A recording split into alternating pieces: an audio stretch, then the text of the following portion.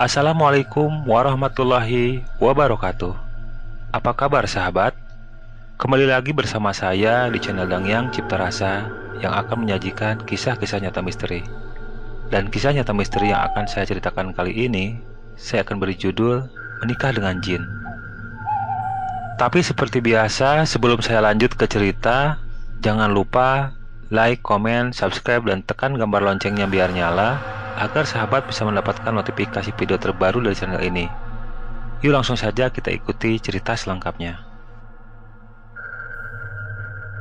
Malam itu, udara di kaki Gunung Salak terasa sangat dingin oleh Arman. Sampai-sampai kopi yang baru saja dia seduh dengan air panas di atas meja di hadapannya terasa dingin saat dia minum. Arman kemudian menyalakan rokok kreteknya, lalu dia hisap dalam-dalam, seolah ingin mengusir hawa dingin dan rasa gelisah di hatinya.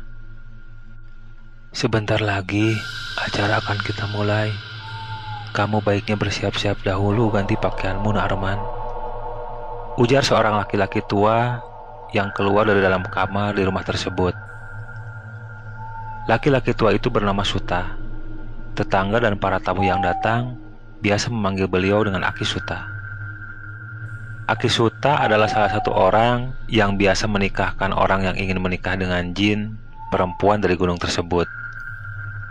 "Iya Ki, saya numpang ke kamar mandi mau cuci muka sebentar," jawab Arman pada Aki Suta. Setelah Arman siap, lalu Aki Suta beserta kedua anaknya masuk ke sebuah kamar di rumahnya. Kamar itu sepertinya didesain khusus untuk melakukan ritual perkawinan antara manusia dengan jin. Kamar itu dikelilingi kain merah. Ada meja di tengah-tengah kamar itu, dan ada sebuah wadah kecil dari tembaga di atasnya.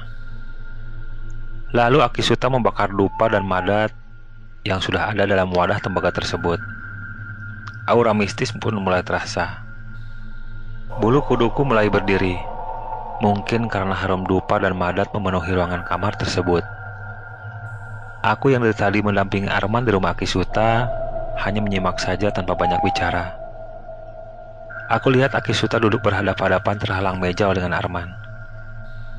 Kemudian di sebelah kiri Arman sengaja dikosongkan karena tempat tersebut nantinya akan diisi oleh mempelai wanita yang konon berasal dari bangsa jin. Anak Aki Suta sebagai saksi duduk di sebelah kanan Arman. Setelah semuanya siap, Aki Suta mulai memanggil calon mempelai wanita. "Dewi Arumsari, hadirlah. Semua sudah siap. Calon mempelai suamimu sudah ada di sini, Dewi," ujar Aki Suta sambil memejamkan matanya. Setelah Aki Suta berkata begitu, tiba-tiba ada angin kencang masuk ke dalam kamar. Tirai-tirai di kamar itu bergerak-gerak karena ditiup angin. Setelah angin mereda, ada wangi bunga tercium begitu harum di kamar itu.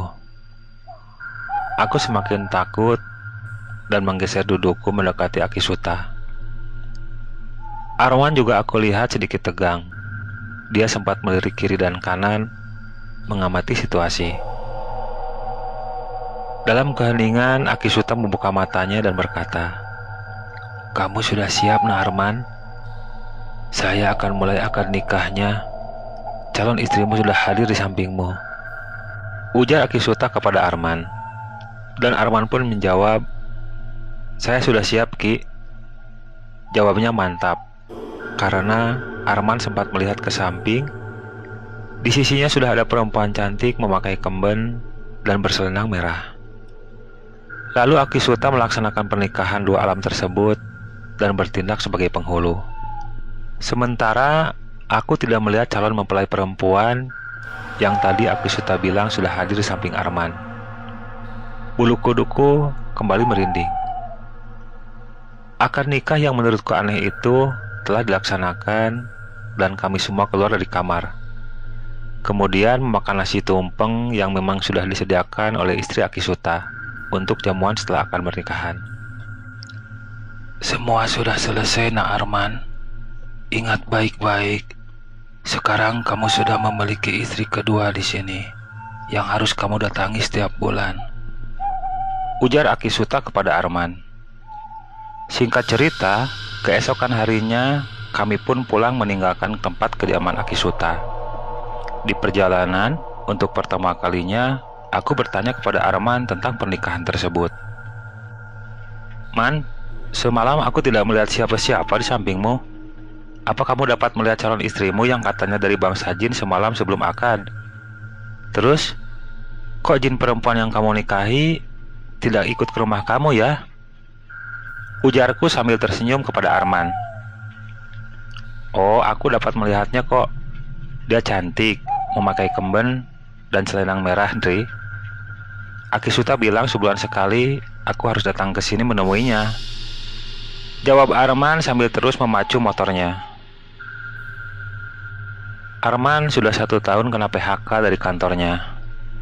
Beratnya biaya hidup sehari-hari untuk menghidupi istri dan kedua anaknya membuat Arman gelap mata. Uang pesangon dari kantor tempat dia bekerja dia gunakan untuk DP mobil bekas dan sisa pembayarannya dia cicil. Dia gunakan mobil itu untuk menjadi taksi online. Tapi setelah alih profesi menjadi taksi online, hidupnya malah tambah sulit karena order penumpang yang dia dapatkan setiap harinya ternyata tidak bisa memenuhi biaya hidupnya. Hanya cukup buat mencicil mobil saja. Karena armada taksi online juga cukup banyak yang beroperasi di sana. Akhirnya, untuk biaya sehari-hari dia ngutang sana-sini, membuat beban ekonominya semakin berat, dan mobil taksi online-nya akhirnya dia jual. Uangnya dia pakai untuk berdagang pakaian di pasar. Tapi jualan pakaian pun kurang pembelinya, akhirnya dia nekat melakukan menikah dengan jin untuk membantu ekonomi keluarganya. Sepulang dari rumah Aki Suta, perlahan usaha Arman mulai ada perubahan. Yang awalnya berjualan di pinggir pasar menggunakan tenda, sekarang dia membeli kios di pasar. Arman tidak mengontrak lagi. Dia membeli rumah di sebuah komplek perumahan yang dekat dengan pasar tempat dia berdagang. Setiap bulan dia rajin datang ke tempat Aki Suta menemui istri keduanya. Namun beberapa tahun kemudian, Arman mulai jarang menemui istri keduanya karena kesibukan, atau memang mungkin Arman sudah mulai lupa dengan apa yang diamanatkan Aki Suta.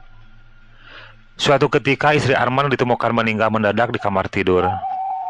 Padahal istrinya tidak mengalami sakit atau ada keluhan apapun. Semenjak istrinya meninggal, Arman sedikit murung seperti orang kebingungan. 4 bulan kemudian, anak pertama Arman juga meninggal. Semakin menambah kesedihan Arman. Kini yang tersisa hanya anak bungsunya yang baru berumur 5 tahun. Setelah 40 hari kematian anak pertamanya, hari-hari terasa sepi di rumah Arman. Malam itu Arman termenung di teras rumahnya sambil menghisap rokok. Dia memikirkan kenapa akhir-akhir ini musibah selalu menimpanya. Satu persatu orang yang dia sayangi pergi meninggalkannya untuk selamanya. Ketika Arman termenung, dia teringat sesuatu. Dia ingat akan perkataan Aki Suta kepadanya beberapa tahun yang lalu, bahwa dia harus rajin menemui istri keduanya dari bangsa jin yang telah dia nikahi. Keesokan harinya, Arman pagi-pagi sekali berangkat menuju tempat tinggal Aki Suta. Namun, saat dia sampai di depan rumah Aki Suta, rumah itu terlihat sepi dan dia pun mencoba mengetok pintu, tapi yang membuka pintu istrinya. Istri Aki Suta berkata kepada Arman bahwa Aki Suta telah meninggal setahun yang lalu. Arman tersentak kaget mendengar kabar tersebut, sekaligus bingung kedepannya bagaimana cara dia untuk meminta maaf kepada istri keduanya. Sementara orang yang bisa memanggil istrinya dari alam jin ternyata sudah meninggal. Arman pun pulang dengan wajah lesu. Ketakutan terus menghantui pikirannya. Dia takut anak bungsunya juga akan menjadi korban berikutnya. Dia sadar akhirnya berhubungan dengan makhluk halus itu pasti akan ada akibat buruk di akhir kemudian. Apalagi dia telah diikrarkan menjadi suami dari seorang jin perempuan yang harus diperlakukan sama dengan istri pertamanya. Penyesalan selalu datang di akhir. Pelan tapi pasti usaha Arman mulai mengalami kebangkrutan. Pelanggan yang dulu setia membeli pakaian dari tempat dia berdagang satu persatu beralih ke pedagang lain. Akhirnya kios pakaian tempat dia berjualan pun dijual. Kini dia hidup sederhana dan lebih mendekatkan diri kepada Sang Halik. Dia bertobat dan menyesali perbuatan di masa lalunya. Wallahu alam.